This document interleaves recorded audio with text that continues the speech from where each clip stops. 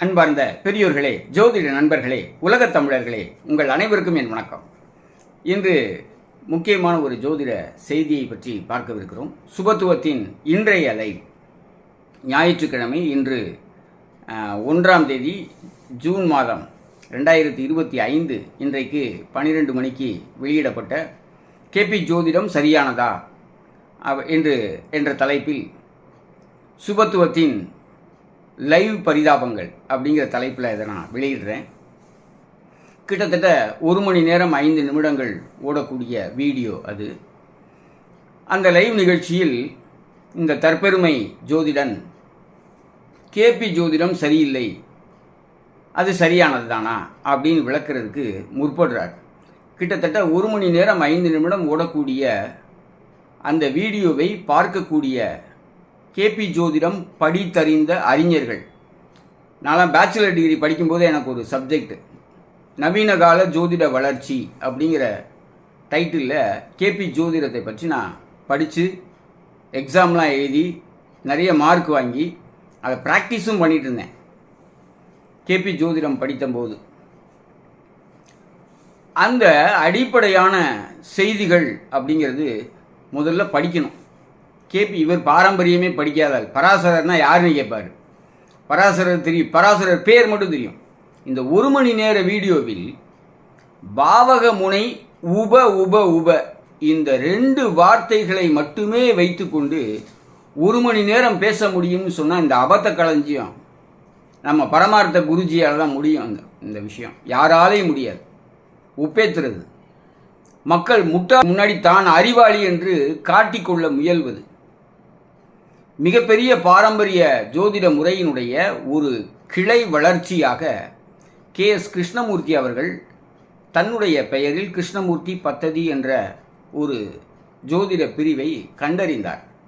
அது என்ன கண்டறிந்தார்னா, ஒரு பெரிய இல்லை, பேஸ் எல்லாமே பாரம்பரியத்தில் இருக்கக்கூடிய பேஸ் தான். அந்த விம்சோத்ரி தசா புக்திகளை தான் அவர் பயன்படுத்தினார் எல்லா ஜாதகங்களுக்கும்.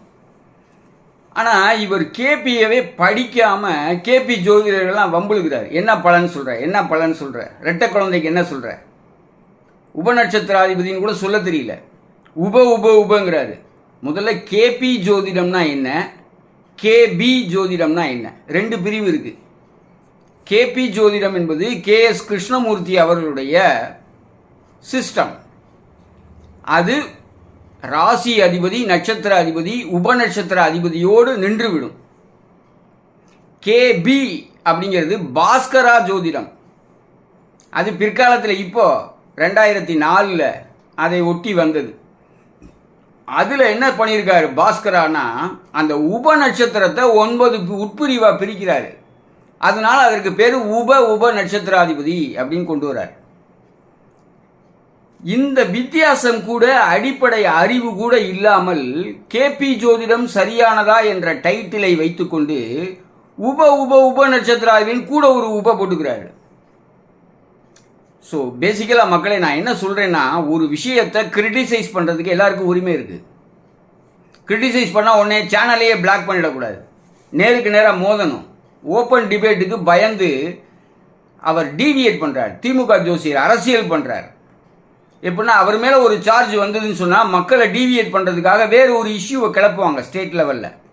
ஸோ அந்த மாதிரி ஒரு பாலிட்டிக்ஸை இந்த பரமார்த்த குரு என்ன பண்ணுறாருன்னா, நான் அவருடைய சுபத்துவத்தை அபத்துவம்னு சொல்லி ஒவ்வொரு வீடியோவாக போட்டுட்டு இருக்கும்போது என்னுடைய சேனலை பிளாக் பண்ணிவிட்டு அவர் கேபியை வம்புழுக்கிறார். ஏன்னா கேபியை வம்புழுக்கு தான் இங்கே பதில் சொல்கிறதுக்கு ஆள் இல்லை. தேவராஜெலாம் நல்ல மனுஷன் போல் இருக்கு, ரொம்ப சாத்வீகமாக பேசுகிறார். வீடியோ பார்த்தேன், ரொம்ப சாத்வீகமாக பேசுகிறார். வம்புழுக்கிற மூடலாம் இல்லை. நான் வம்பு விழுப்பேன், என்கிட்ட வம்பு வந்தால் கண்டிப்பாக வம்புழுப்பேன். நான் அந்த மாதிரி ஜோசியர். எதுக்கு சொல்ல வரேன், உபநட்சத்திராதிபதி அப்படின்னா என்னன்னு தெரியல, உப நட்சத்திராதிபதினா எங்கே வரும்னு தெரியல. கேபி சிஸ்டத்துக்கும் கேபி சிஸ்டத்துக்கும் உள்ள வித்தியாசமே முதல்ல தெரியல. ரெண்டாவது, இவருடைய கேள்விகள் அப்படின்னு பார்க்கும்போது உபநட்சத்திராதிபதி இருக்கக்கூடிய பாவகங்கள் எப்படி பலன்களை தரும், பாவகங்கள் அதில் இருக்கக்கூடிய நட்சத்திரங்கள் ஒரு ரெஃபரன்ஸ் பாயிண்ட் தான், அது பலன் தராது அப்படின்னு சொல்கிறார். இங்கே நட்சத்திரங்கள் நேரடியாக பலன் தராது. கேபி சிஸ்டத்தை படித்தவங்களுக்கு இது புரியும். நட்சத்திர அதிபதி எந்த பாவகத்தோடு தொடர்பு கொண்டிருக்கிறாரோ அந்த பாவகத்தை இயக்கும். அதுதான் கேபியுடைய ரூல். எந்த ரூலுமே தெரியாமல் கேபியை இங்கே ஒன்று அங்கே ஒன்று, இந்த பக்கத்தில் ஒன்று கடைசி பக்கத்துலையும் படிச்சுட்டு நான் படிச்சுட்டேன்னு சொல்லக்கூடாது. கேபி பக்காவாக எந்த இடம் வரைக்கும் அது வேலை செய்யுங்கிறது எனக்கு தெரியும், எந்த இடத்துல அது வேலை செய்யாதுங்கிறதும் தெரியும். ஏன்னா நான் பயிற்சி எடுத்திருக்கேன், அதில் நிறைய ப்ரிடிக்ட் பண்ணியிருக்கேன், ட்ரையல் பார்த்துருக்கேன், நிறைய எக்ஸ்பெரிமெண்ட்ஸ்லாம் பண்ணியிருக்கோம் படிக்கிற காலத்தில். அப்படிங்கும்போது இந்த முதல்ல படிக்கணும். நீ படிக்கவே இல்லை, நீ என்னத்தை கேபி ஜோதிடம் சரியானதா தப்பானதான்னு சொல்கிற? அதுதான் என்னுடைய கேள்வி. முதல்ல உனக்கு ஒரு தெளிவு வேணும். பல்வேறு விதமான கிளை பிரிவுகள் ஜோதிடத்தில் இருக்குது. எல்லா பிரிவையும் படித்தாதான் அதில் இருக்கிற தப்பு அவர் என்ன சொல்கிறாருங்கிறத சொல்ல முடியும். எதுவுமே படிக்காமல் ஒரு மணி நேரம் 5 நிமிஷம் வீடியோவில் உப பாவக முனை இந்த 2 வார்த்தையை வச்சு உருட்டியிருக்காரு இன்னைக்கு லைவில். என்னுடைய டைமே வேஸ்ட்டு. நான் கூட ஏதோ கொஞ்சம் அறிவுபூர்வமாக ஏதாவது பேசுவார்னு பார்த்தேன். ஒரு அறிவும் அங்கெல்லாம் மண்ணாங்கட்டி தான் இருக்குது மண்டையில். அப்புறம் நட்சத்திரங்களில் பலன்களில் மண்ணாங்கட்டி தான் இருக்குன்னா அப்படி தான் மண்ணாங்கட்டி மண்டையில் இருந்தால் அப்படி தான் சொல்லுவோம். அதை யோசித்து அதை பயிற்சி எடுத்து அதை முறையாக பயின்று எங்கே போய் இவரெல்லாம் ஜோசியம் பார்த்தாருன்னு தெரியல, படித்தாருன்னு தெரியல. நான் நினைக்கிறேன் இவருக்கு பின்னாடி ஒரு ஆள் எழுதி கொடுத்து துண்டு சீட்டு வாங்கி படிப்பார் போல் இருக்குது. என்னுடைய டவுட்டு நல்லா எனக்கு வருது அந்த வீடியோலாம் பார்க்கும்போது. யாரோ இவருக்கு பின்னாடி இவருக்கு வேண்டாதவன் சைலண்ட்டாக வேலை பார்க்குறான், துண்டு சீட்டில் எழுதி கொடுத்து மாட்டி விடுறான், யூடியூப்பில் ஏற்றி விட்டு.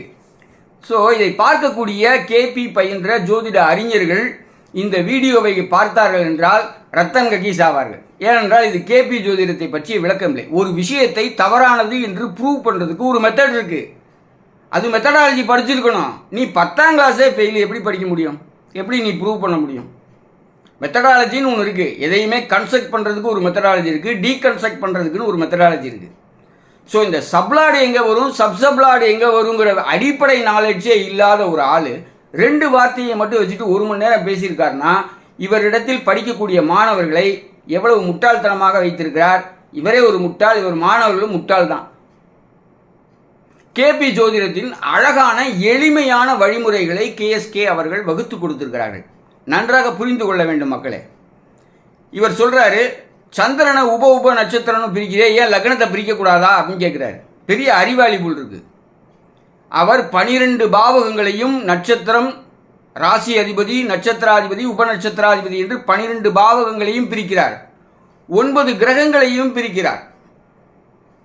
ஒரு கிரகத்தினுடைய எந்த ஒரு ஜாதகம் பார்க்க வரக்கூடியவர்களுடைய கேள்விக்கு குறிப்பிட்ட பாவக முனை தொடர்பு, உபநட்சத்திராதிபதி கிரகங்களுடைய தொடர்பு இருக்குமானால் அது நடக்கும். இதை கொடுப்பினை என்று சொல்கிறார். உதாரணமாக எனக்கு திருமணம் நடக்குமா அப்படின்னு ஒருத்தர் கேள்வி கேட்குறாருன்னு வைங்க. அவர் முதல்ல எடுக்கக்கூடிய பாயிண்ட் என்னன்னா, இந்த ஜாதகருக்கு திருமணம் என்பது வரம் கொடுக்கப்பட்டிருக்கிறதா, அதை தான் கொடுப்பினைன்னு சொல்கிறாரு. அந்த ப்ராமிஸ் இருக்கா அந்த ஜாதகத்தில், இவருக்கு கல்யாணம் கண்டிப்பாக திருமணம் நடக்குமா இல்லை நடக்காதா? நடக்கும் அப்படின்னு சொன்னால் எப்போ நடக்கும், நடக்காதுன்னு சொன்னால் நடக்காதுன்னு ஒரே ஒரு வார்த்தையிலே முடிச்சிருவார். இந்த மாதிரி வளலாம் பேசவே மாட்டார். சிம்பிள் ப்ரிடிக்ஷன், கால்குலேஷன்ஸ், ரொம்ப அக்யூரேட் கால்குலேஷன். ஸோ இந்த கால்குலேஷனை பற்றி எதுவுமே தெரியாது. ஏன்னா அவருக்கு ஷட்பலம் ரூபாஸ் வேஸ்ட்டு, அஷ்டக வர்க்கம் வேஸ்ட்டு, அட்டவணைக்குள் அடக்கிவிட முடியாது. அட்டவணைக்குள் அந்த டேட்டா இன்டர்பிரட்டேஷன் ஒன்று இருக்குது. அது படித்தவனுக்கு தான் தெரியும் ஒரு டேட்டாவை எப்படி இன்டர்பிரட் பண்ணுறதுன்னு. அதெல்லாம் படிக்கணும், படித்தாதான் தெரியும். வெறும் ஜோசியை மட்டும் இந்த மாதிரி முக்கத்தனமாக படித்தா அப்படி தான் இருக்கும். மொக்கட்டா ஓரமாக புக்குன்னு சொல்லுவான். எல்லாம் டேட்டா இன்டர்பிரட்டேஷன் இருக்குது. ஒரு டேட்டா கொடுத்தா அந்த டேட்டாவில் இருக்கக்கூடிய இன்ஃபர்மேஷனை இன்டர்பிரட் பண்ண தெரியணும். அதுதான் அந்த நம்பர் சிக்னிஃபை பண்ணுதே ஒழிய அந்த நம்பரில் இல்லை விஷயம். வெறும் நம்பர் கிடையாது அது, அதுக்கு மீனிங் இன்டெப்த்தாவது இன்டர்பிரட்டேஷன் இருக்குது. ரூபாஸ்னா என்னன்னு தெரியாது, ரூபாஸை எப்படி யூட்டிலைஸ் பண்ணணும், எப்படி அப்ளை பண்ணணும்னு தெரியாது, அஷ்டக வர்க்கத்தை எப்படி பயன்படுத்தணும்னு தெரியாது. உனக்கு சுபத்துவத்தையும் அபத்துவத்தையும் மட்டுமே பேசி கொண்டிருப்பது தான் அவருடைய ஜோதிட அறிவு.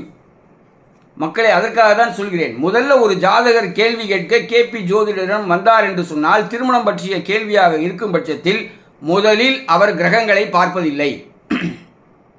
7ஆம் பாவகத்தினுடைய உப நட்சத்திராதிபதி நின்ற நட்சத்திராதிபதி 2, 7, 11ஆம் பாவகங்களை குறிகாட்டினால் அவருக்கு திருமணம் என்பது வரம் அளிக்கப்பட்டிருக்கிறது. இதான் ஃபர்ஸ்ட் ஸ்டெப்பு. இதில் அந்த நட்சத்திராதிபதி 7ஆம் பாவத்தினுடைய உபநட்சத்திராதிபதி நின்ற நட்சத்திராதிபதி வக்ரமடைந்தால் அவனுக்கு திருமணமே கிடையாது லைஃப்பில். கிளியராக சொல்வார் கேஎஸ்கே. சரி, உபநட்சத்திராதிபதி வக்ரமாக இருந்து நட்சத்திராதிபதி 7ஆம் பாவத்தினுடைய நட்சத்திராதிபதி நேர்கதியில் இருந்து உபநட்சத்திராதிபதி வக்ரமானால் கோச்சாரத்தில் அந்த வக்ர கிரகம் எப்பொழுது நிவர்த்தி அடைகிறதோ அந்த காலகட்டத்தில் திருமணம் நடக்கும். 7ஆம் பாவத்தினுடைய உபநட்சத்திராதிபதி நின்ற நட்சத்திராதிபதி எந்த பாவகங்களை குறிகாட்டுகிறது? சிக்னிஃபிகேட்டர்ஸ். பாவா சிக்னிஃபிகேட்டர்ஸ் இருக்கு, கிரகம் சிக்னிஃபிகேட்டர்ஸ் இருக்கு. இதெல்லாம் தெரியணும். இதுக்கெல்லாம் டேபிளில் தான் போட்டிருப்பார் அவர். எல்லாமே டேபிளில் ஈஸியாக நம்ம ஃபைண்ட் அவுட் பண்ணுறதுக்காக, ஈஸியாக இன்டர்பிரட் பண்ணுறதுக்காக அவர் டேபிளில் தான் கொடுப்பார். டேபிளில் பலன்கள் இல்லை அப்படிலாம் கிடையாது. டேபிள் உனக்கு படிக்க தெரில, அப்போ நான் பார்க்குறவனுக்கு வெறும் கட்டமாக தானே தெரியும். ஜாதகம் போட்டிருக்கோம், கிரகங்கள் நிற்கிது, பலன் சொல்கிறோம்ல, இன்டர்பிரட் பண்ணுறோம்ல, அதே மாதிரி தான் இந்த டேபிள். கிரகங்களுடைய சிக்னிஃபிகேட்டர்ஸ், எந்த பாவகங்களை கிரகங்கள் குறிகாட்டுகிறது. இப்போ 7ஆம் பாவத்தினுடைய உபநட்சத்திராதிபதி நின்ற நட்சத்திராதிபதி குருவாக இருக்கிறார்.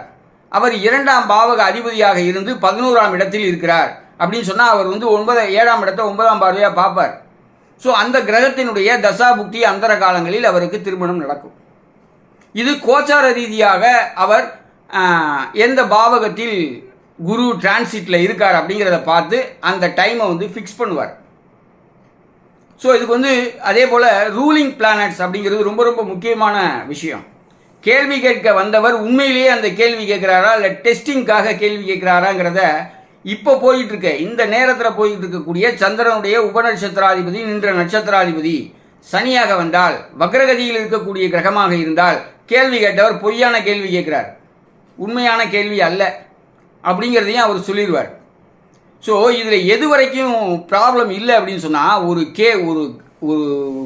ஈவெண்ட் எப்போ நடக்கும் அப்படிங்கிறது வரைக்கும் கேபியில் வந்து துல்லியமான கணித முறைகள் இருக்குது, பலன் சொல்லக்கூடிய முறைகள் இருக்குது. கேஎஸ்கே அவர்கள் சும்மா உட்டாலங்கடி ஜோசியர் கிடையாது. உலக அளவில் அவருக்கு வந்து ஸ்டூடெண்ட்ஸ் இருக்காங்க.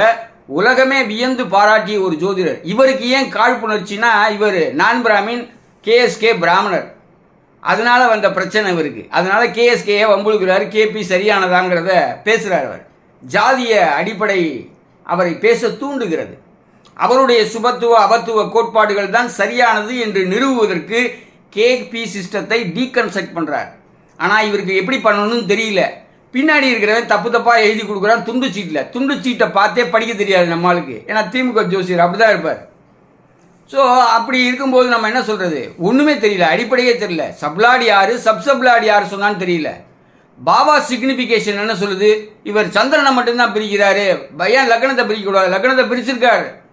லக்னத்துக்கும் நின்ற நட்சத்திராதிபதி உண்டு, ராசி அதிபதி உண்டு, சப்லாடு உண்டு, உபநட்சத்திராதிபதி உண்டு. லக்னம் நின்ற உபநட்சத்திராதிபதி, லக்னத்தினுடைய ஜென்ம லக்னத்தினுடைய உபநட்சத்திராதிபதி நின்ற நட்சத்திராதிபதி வளரும் பாவகங்களை குறிகாட்டினால், இதெல்லாம் தெரியுமா? இதெல்லாம் தெரியவே தெரியாது, படித்தாதான் தெரியும். வளரும் பாவகங்களை குறிகாட்டினால் ஜாதகர் வெற்றிகரமான மனிதர். வளராத பாவகங்களை குறிகாட்டினால் அவர் வந்து வெற்றி பெறுவதற்கு ரொம்ப சங்கடப்படுவார், ரொம்ப கஷ்டப்படுவார். எது வளரும் பாவகம் எது வளராத பாவகங்கிறது முக்கியம். பாரம்பரிய முறையில் வந்து 5, 9ஆம் பாவகங்கள் நல்ல பாவகம் அப்படின்னு சொல்லுவோம், திரிகோண பாவகங்கள். ஆனால் கேஎஸ்கே அவர்கள் 5, 9ஆம் பாவகங்களை நல்ல பாவம்னே சொல்ல மாட்டார். 5, 9ஆம் பாவகம் நல்ல பாவம் கிடையாது. எந்த பாவகத்திலையும் நல்ல பலனும் இருக்குது, கெட்ட பலனும் இருக்குது, ரெண்டையுமே சொல்லுவார். அதே போல் நல்ல பாவகங்கள் வளரக்கூடிய பாவங்கள் சொல்லும்போது அதில் 6ஆம் பாவகம் வரும். கெட்ட பாவகம் சொல்லும்போது 9ஆம் பாவகம், ஏன்னா 10க்கு 12ஆம் பாவகம், அதனால் அது கெட்ட பாவகம்.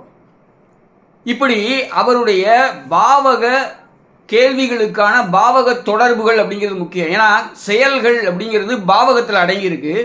அந்த செயல்களை எடுத்து மனிதனுக்கு பலன்களாக கொடுப்பதில் கிரகங்களுக்கு பங்கு இருக்குது. அந்த கிரகம் வேலை செய்தால்தான் பாவகத்தில் இருக்கக்கூடிய காரகம் வெளிப்படும், அது சாதகமாகவோ அல்லது பாதகமாகவோ. கேபி சிஸ்டத்தை பொறுத்தவரை இதில் ஆட்சி, உச்சம், நீசம் இந்த போன்ற பலம் கிடையாது, சேர்க்கை கிடையாது, பார்வை கிடையாது, இது போன்ற நிறைய கிடையாது இருக்குது. அவர் டீவியேட் ஆகிறார், பாரம்பரியத்திலேருந்து டீவியேட் ஆகி புதுசாக ஒரு கான்செப்டை கன்ஸ்ட்ரக்ட் பண்ணுறார். அதில் ரூலிங் பிளானட்ஸுங்கிறத ஒன்று அவருடைய கண்டுபிடிப்பு. ஆளும் கிரகங்கள் அப்படின்னு சொல்லக்கூடியது கேஎஸ்கேவுடைய கண்டுபிடிப்பு. சப்ளாடு தியரி அப்படிங்கிறது அவருடைய கண்டுபிடிப்பு. இதனால தான் அதை ஒரு சிஸ்டம்னு சொல்கிறோம். ஏன் சுபத்துவத்தை அபத்துவத்தை ஏன் நம்ம எதுக்குறோம் அப்படின்னு சொன்னால் அப்படி ஒரு கான்செப்டே கிடையாது. பாவகிரகங்கள் ஜோதிட மூல நூல்களில் பாவகிரகங்களுடைய பார்வை தீமை தரும், சுபகிரகங்களுடைய பார்வை நன்மை தரும் என்று சொன்னால் அதை எப்படி புரிந்து கொள்ள வேண்டும் என்ற ஒரு விஷயம் இருக்குது. ஒரு தனிப்பட்ட ஜாதகத்திற்கு அந்த விதியை பொருத்தி பார்க்கும்பொழுது சுபகிரகம் என்று சொன்னால் அது அந்த ஆதிபத்திய சுபகிரகம் என்று எடுத்துக்கொள்ள வேண்டும். இப்போ ரிஷப லக்னத்திற்கு சனி ஆதிபத்திய சுபகிரகம், அவருடைய பார்வை நன்மை தரும். குரு ஆதிபத்திய தீவிர கிரகம், அந்த கிரகத்தினுடைய பார்வை இணைவு தீமை தரும். ஆக நல்ல கிரகங்கள் குரு பார்த்தால் நல்லா இருக்கும் அப்படிங்கிற அர்த்தம் இல்லை. தீய கிரகமான சனி பார்த்தால் கெடுதல் அப்படி பாரம்பரியத்தில் சொல்லலை, பராசரர் சொல்லலை. ஆனால் அங்கே என்ன ஒரு டவுட் இருக்குன்னா சுபகிரக பார்வை அப்படின்னு தான் சொல்கிறாரே ஒழிய அது நைசர்கிக சுபகிரகமா ஆதிபத்திய சுபகிரகமாங்கிற கன்ஃபியூஷன் எல்லாத்தையுமே இருக்குது. நான் நார்த் இந்தியன் அஸ்ட்ராலஜிஸ்டையும் இருக்குது. இதில் என்னை பொறுத்த வரைக்கும் இதை எப்படி நம்ம ஃபைண்ட் அவுட் பண்ணணும், எப்படி நம்ம அதை கிளாரிஃபை பண்ணணும் அப்படின்னு சொன்னால் ஒரு ஜாதகத்திற்கு பலன் சொல்லும் பொழுது சுபகிரகத்தினுடைய பார்வை என்பது ஆதிபத்திய சுபகிரகமாங்கிறத தான் நம்ம பார்க்கணும். இவர் உதாரண ஜாதகம் போடுறேன்னு இவர் ஜாதகத்தை போட்டார், ஜெயலலிதா அம்மாவுடைய ஜாதகத்தை போட்டார். இந்த ஜாதகத்தெல்லாம் போட்டு எந்த இடத்துல பலன் மிஸ் ஆகுதுங்கிறத எஸ்டாப்ளிஷ் பண்ணணுமா வேண்டாமா? ஏதாவது ஒரு ஈவெண்ட்டை எடுத்து இப்போ செவ்வாய் திசை நடக்கும்போது அவர் ரோட்டில் திரிஞ்சார், அவர் தம்பி இறந்து போயிட்டார், அதை ப்ரூவ் பண்ண முடியலன்னு சொல்கிறதுக்கு கேபியினுடைய நாலேஜ் வேணும். அந்த நாலேஜே இல்லாமல் பூர்வ நட்சத்திரத்தில் செவ்வாய் இருக்காரு அப்படின்னு சொல்லிட்டு அதோட அழிச்சிட்டாரு. ஏன்னா அதுக்கு மேலே அவரால் பேச முடியாது. சும்மா கொலையடி சண்டை இழுக்கிறது. கேஎஸ்கே இந்த தேவராஜ் இவங்களெல்லாம் என்ன பண்ணுறதுன்னா சண்டைக்கு இழுக்கிறது, வம்புக்கு வாடா அப்படின்னு இழுக்கிறது. ஆனால் இங்கே சண்டை போடுறதுக்கு அங்கே விவரம் இல்லை. தேவராஜ் பேசுவார், கேபியை பற்றி 1 மணி நேரம் பேசுவார், பாயிண்ட்டாக பேசுவார், ப்ரிசைஸாக இருக்கும் அந்த பாயிண்ட்லாம். அவருடைய பேச்சு தற்பெருமையாக தான் இருக்கும். நான் அப்படி பார்த்தேன், அந்த இன்ஜினியரை பார்த்தேன், அந்த ஐஏஎஸை பார்த்தேன், ஐபிஎஸ்ஸை பார்த்தேன்னு விட்டால் அங்கே விடுவார். ஏன்னா டீவியேட் பண்ண தான் தெரியுமே ஒழிய ப்ரிசைஸாக அந்த பாயிண்ட் அவுட் பண்ணுறதுக்கு நாலேஜ் வேணும். புதன் வலுத்து இருக்கணும்.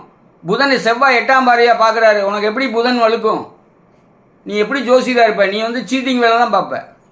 புதுசாக ஏதாவது கண்டுபிடிக்கிறேன்னு சீட் பண்ணுவார் ராகு திசையில். அதான் உன்னால் முடியும்.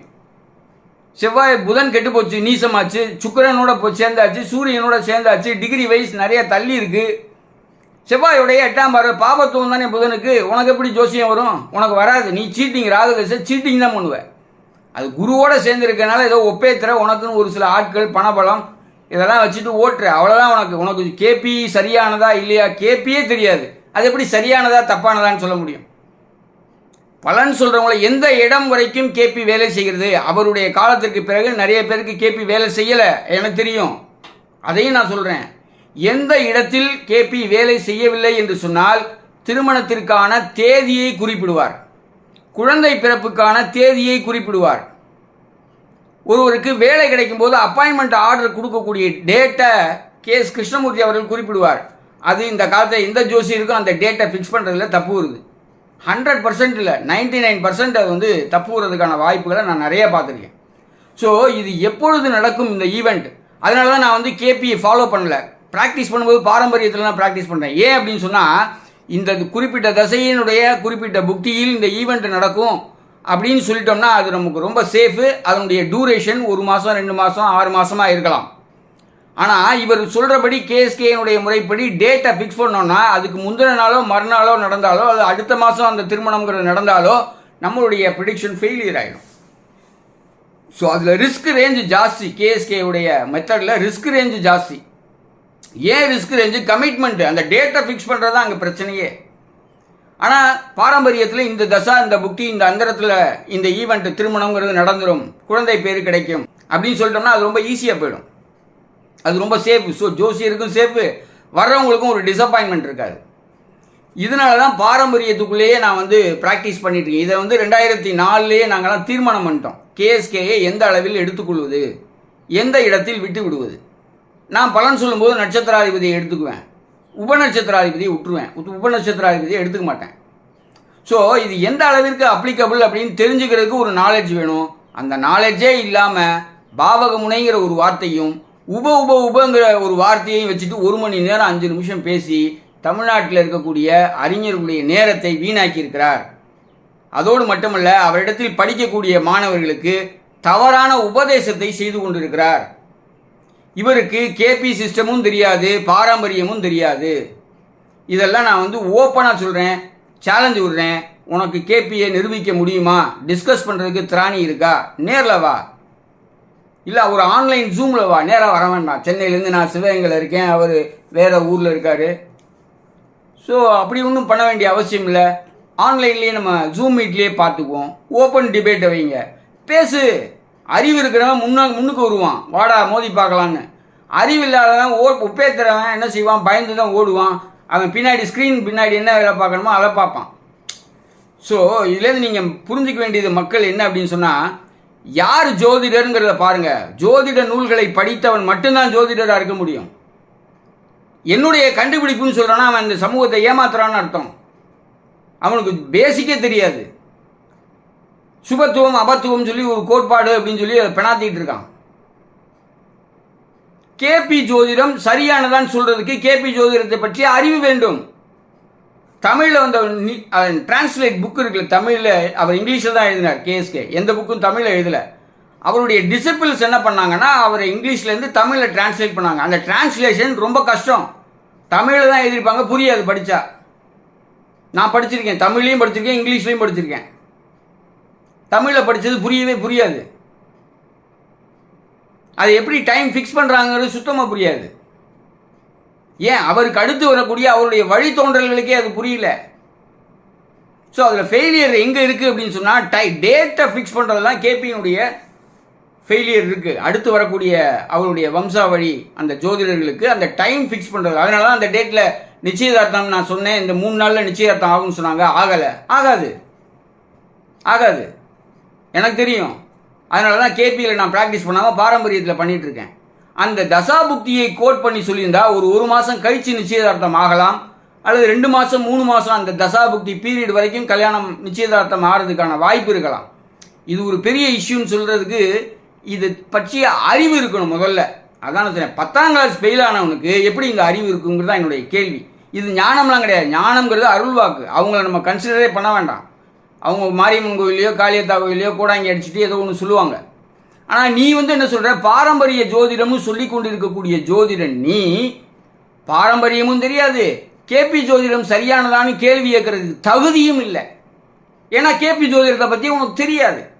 ஸோ தகுதி இல்லாதவன் தனக்கு தகுதி இருப்பதாக நினைத்து கொண்டு ஒன்றுமறியாத மாணவர்களை ஏமாற்றி கொண்டிருக்கிறார், இந்த சமுதாயத்தை ஏமாற்றி கொண்டிருக்கிறார் அப்படிங்கிற சார்ஜை நான் ஸ்ட்ராங்காக முன்வைக்கிறேன்.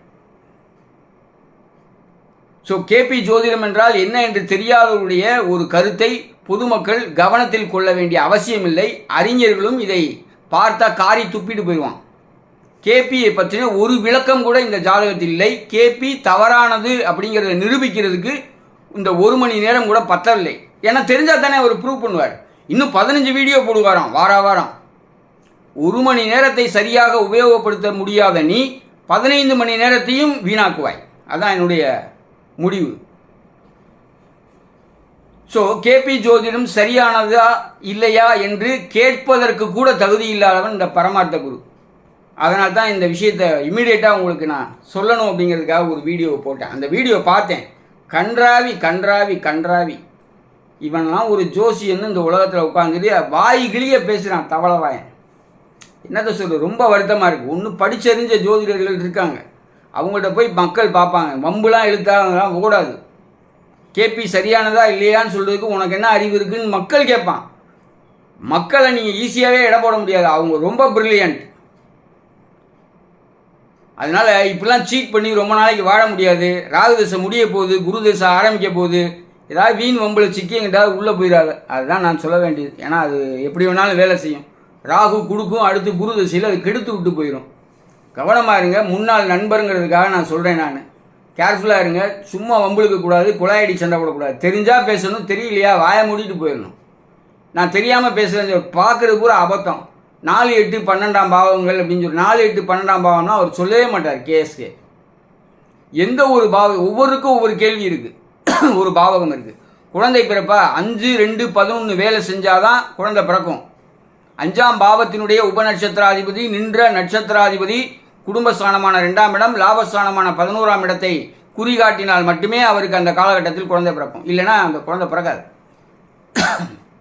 வீடு வாங்குவேனா, 4ஆம் பாவத்தினுடைய உபநட்சத்திராதிபதி நின்ற நட்சத்திராதிபதி 12ஆம் இடத்தை குறிகாட்டினால் வீட்டில் முதலீடு செய்வாய். அந்த உபநட்சத்திராதிபதி நின்ற நட்சத்திராதிபதி 11ஆம் இடத்தை செய்தால் லாபத்துக்கு வீட்டை விற்பாய். இதுதான் அவருடைய கிளியர் பதில். ரொம்ப வளவளன்னா அவருடைய ப்ரிடிக்ஷன் இருக்காது. நடக்குமா நடக்காதா, நடக்கும்னா எப்போ நடக்கும், முடிஞ்சு போச்சு. Simple prediction. அவர் பார்த்தாரு, இவர் சேர்ந்தாரு, இவர் கூட வந்தார், அவர் போனார், இந்த கதையெல்லாம் அங்கே கிடையாது. கேஸ் கேட்ட கிளியராக இருக்கும், பதில் ஷார்ப்பாக இருக்கும். முதல்ல டாக்டருக்கு படி, டாக்டருக்கு படிப்பாங்க, அப்புறம் இன்ஜினியரிங் படின்னு சொல்லிட்டு போகிற கேஸ் கிடையாது. கேஎஸ்கே உன்னுடைய யூடியூப் லைவில் பார்த்தேனே, ஒரு அம்மாவுக்கு என் பையன் நீட் எழுதியிருக்கான், அவன் வந்து டாக்டருக்கு போவானா, ஆனால் 10ஆம் இடத்துக்கு பக்கத்தில் செவ்வாய் இருக்குது, லக்னத்து ராசிக்கு 10ஆம் இடத்தை செவ்வாய் பார்க்குறாரு, அதனால் அவர் டாக்டர் ஆயிடுவார். அதுக்கப்புறம் அந்த பையனுக்கு இப்போ டைம் சரியில்லை, சனி தசை நடக்குது, சனி தான் சுபத்துவமாக இருக்கார், சனி என்ஜினியரிங் படிக்க வைப்பார், அதனால் என்ஜினியரிங் இப்படி ட்விஸ்ட் பண்ணுற வேலையெல்லாம் அங்கே கேஸ் கேட்ட கிடையாது. அவன் என்ஜினியரிங் படிப்பானா அல்லது டாக்டர் படிப்பானா, ரூல் இருக்குது. அந்த ரூலை அப்ளை பண்ணி என்ன ரிசல்ட் வருதோ அதுதான் சொல்லுவார். இஷ்டத்துக்கெலாம் பேச மாட்டார். ஸோ அதனால் ஒன்றுமே தெரியாமல் தற்கூரியாக இருந்துட்டு பெரிய அறிவாளி மாதிரி பப்ளிக்கில் பேசினா அறிவாளி ஆகிட முடியாது. ஏன்னா அறிவாளிகள்லாம் சைலண்ட்டாக உட்காந்துருக்காங்க எய்த்தாப்பில், அதை மறந்துட்டு பேசக்கூடாது.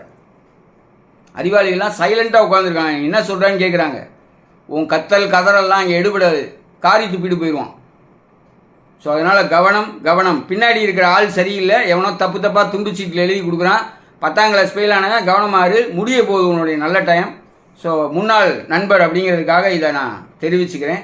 அதோடு மட்டுமில்லை, இந்த மாதிரியான விஷயங்களை எல்லாம் வியூவர்ஸ் தவிர்ப்பது நல்லது. ஜாதக பார்க்கக்கூடிய ஆர்வலர்கள் இந்த மாதிரி போலி ஜோதிடர்களை தவிர்ப்பது நல்லது அப்படிங்கிற ஒரு வேண்டுகோளையும் உங்கள் முன்பாக வைத்து உங்களுடைய கருத்துக்களையும் கமெண்ட் செக்ஷனில் டைப் செய்யுமாறு கேட்டுக்கொண்டு மீண்டும் ஒரு வீடியோவில் உங்களை சந்திக்கும் வரை உங்களிடமிருந்து நன்றி கூறி விடைபெறுகின்றேன். நன்றி, வணக்கம்.